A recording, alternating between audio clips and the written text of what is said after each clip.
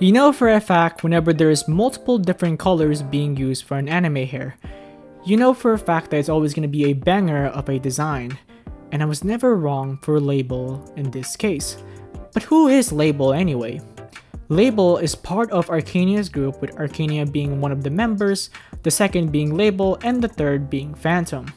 And in terms of what this group even does, their main job is to preserve history and collect as much information as possible from the present, which would become the past later on.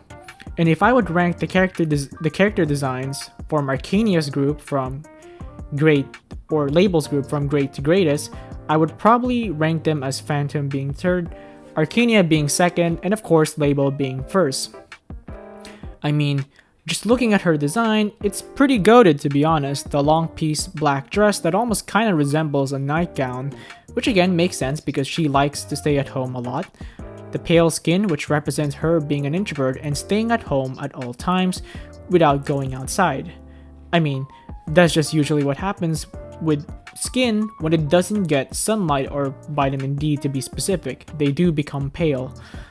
The sweat from her body, which represents her own anxiousness and her way of overthinking against the outside world. The double pimple from her chest area, which, by the way, shiftup knows what they're doing with that pimple placement. That's not even a pimple jab, that's literally a double pimple knuckle sandwich, to be honest. But overall, looking at Label's overall design and characteristics, she perfectly represents the idea of an anime girl failure, which I would say there is a decent amount of fanbase circling around it. And I'm kinda starting to understand why this trend is such a popular pick with a lot of anime fans to begin with. But overall, just looking at the first 2 points about Label's character design, you can already tell that they perfectly explain who Label is as a character, a shut-in anime girl failure.